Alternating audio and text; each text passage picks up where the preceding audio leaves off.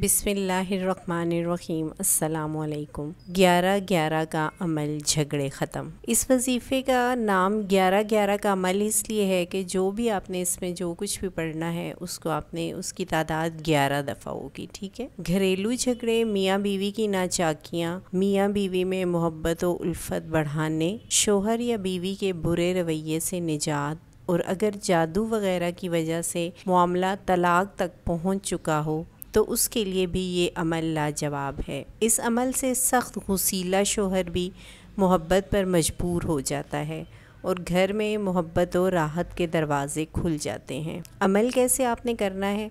मियाँ या बीवी जिसको ज़रूरत हो, यानी अगर बीवी को मियाँ के लिए ज़रूरत है, मियाँ को बीवी के लिए, जिसको ज़रूरत है उसने करना है। रोज़ाना नमाज फ़जर के बाद तवज्जो और ध्यान से कम एक बार ये अमल लाज़मी करें और फिर उसके बाद दुआ करें। क्या क्या आपने पढ़ना है?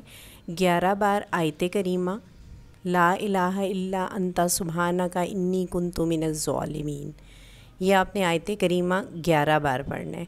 फिर आपने 11 बार सूरह फ़ातिहा माँ तस्मिया, तस्मिया का मतलब है यानी बिस्मिल्लाह के साथ आपने सूरह फ़ातिहा को पढ़ना है।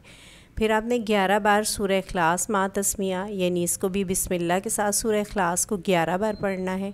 11 बार सूरह फ़लक माँ तस्मिया, ये भी सूरह फ़लक को भी आपने बिस्मिल्लाह के साथ 11 बार पढ़ना है।